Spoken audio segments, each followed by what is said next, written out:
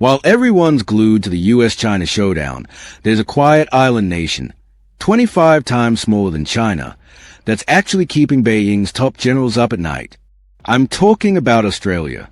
And if you've ever wondered why a country famous for beaches and kangaroos could genuinely terrify a superpower, you're about to see the game board completely differently. Because this isn't about military size.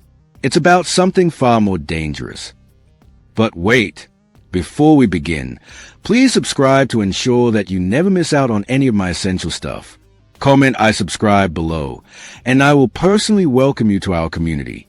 With that said, let's get started. Let's start with a map. Australia sits right at the choke point of the Indo-Pacific, the single most important trade corridor on Earth. And here's the kicker. 60% of China's energy imports pass within 2,000 kilometers of Australian-controlled waters.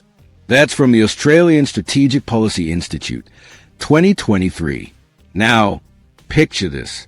Captain Liu Wei, a Chinese naval officer who spent 14 years mapping Pacific shipping routes.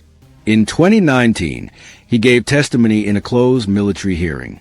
He said, and I'm paraphrasing here, Australia is a silent gatekeeper of our entire energy lifeline. His report?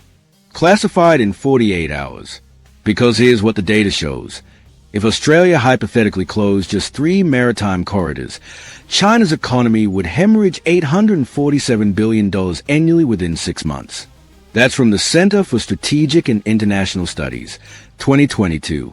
But wait, why would Australia ever do that? They are literally China's third biggest trading partner. That's a paradox. And that's exactly why China is terrified.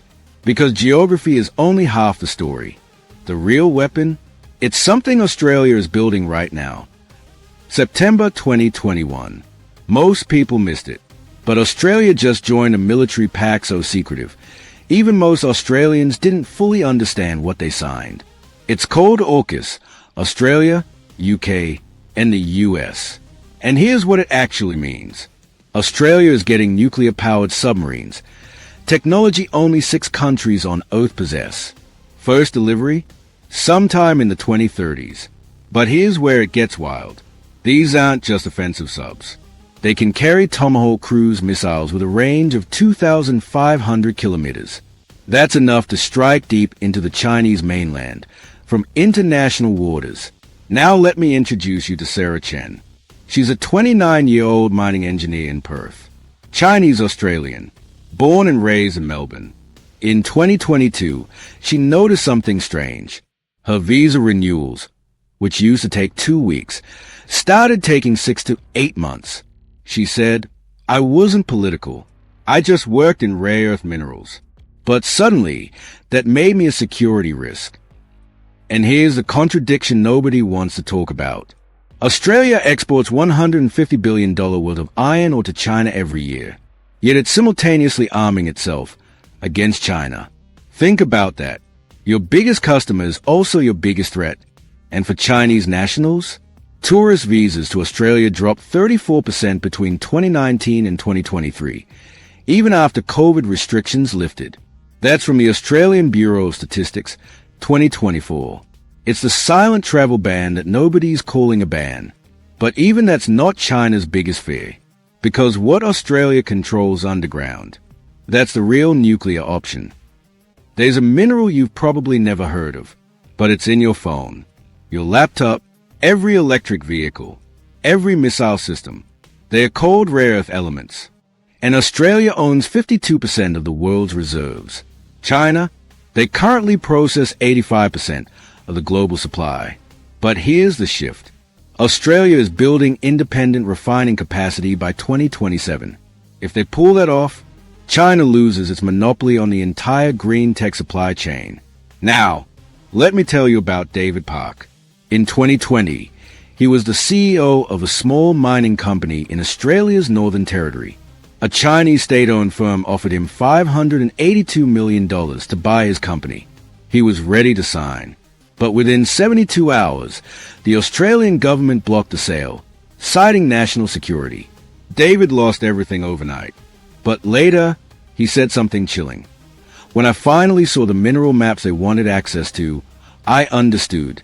They weren't buying a mine. They were buying leverage. And this isn't theoretical.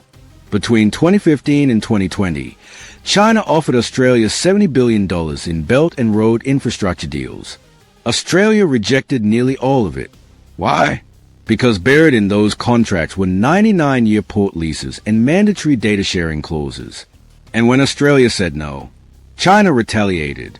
2020 to 2021 banned Australian wine, beef, barley, coal. Cost? $20 billion. That's from the Australian Department of Foreign Affairs, 2022. So here's the question. If China already weaponized trade once, what's stopping them from doing it again? And what's stopping Australia from doing the same with rare earths? But even that's not the scariest part. Because deep in the Australian desert, there's a base that could literally intercept a nuclear war. Pine Gap? Ever heard of it? Most people haven't. It's a joint US-Australia intelligence facility in the middle of the Australian outback. It's been there since 1970. And it tracks satellites, missiles, and military communications across the entire Asia-Pacific. The Guardian called it America's most important foreign base in 2021. But here's what Edward Snowden leaked in 2013. Pine Gap intercepts covered 90% of Chinese military communications in the South China Sea. A former analyst, who asked to stay anonymous, said this: if China ever launched anything, with no 11 minutes before their own generals did. Let that sink in. But here's the twist. Pine Gap isn't just American. It's jointly operated, which means, theoretically, Australia could cut US access if relations ever soured. China knows this, and it's one of their biggest strategic nightmares. Oh, and if you're a Chinese tourist, since 2019, if you travel anywhere near Central Australia, your phone metadata gets flagged. Not officially, but leaked telecom documents from 2022 show unusual security pings near Pine Gap zones. So yeah, you're being watched. And the scariest part? Australia is now doing something even America hasn't done yet. 2023. Australia launched something called the Critical Minerals Strategy. It's a $2 billion plan to dominate rare earth refining and lithium processing, completely independent of China. If it works, China's 30-year stranglehold on green tech? Gone.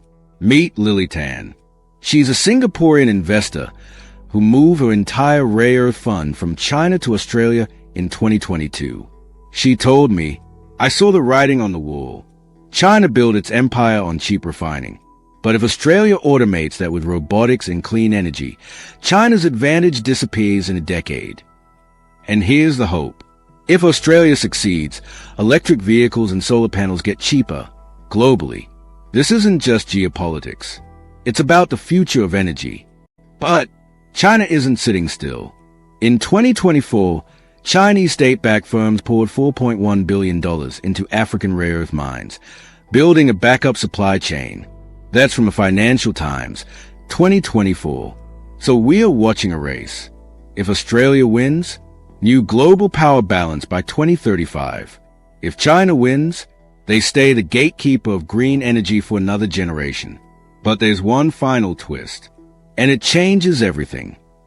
While the world obsessed over Taiwan, Australia quietly did something else. They built an alliance. It's called the Quad. Australia, US, Japan, India. They held their 7th summit in 2024, focused on economic resilience and maritime security. Translation? Countering China without saying it out loud. Rajesh Kumar, an Indian naval strategist, calls it the silent encirclement. He said, Australia brings geography, Japan brings tech, India brings population, America brings firepower. Together, they form a diamond around China's shipping routes. But here's the paradox. India still trades $136 billion with China every year. Japan, $340 billion. Australia, $150 billion. They're allies and customers. It's the ultimate tightrope. And for travelers, this means increased scrutiny. Australians visiting China now face interrogations about work history, especially in defense, mining, or tech. That's from Australian Traveller Reports, 2023 to 2024. So could there be a middle path?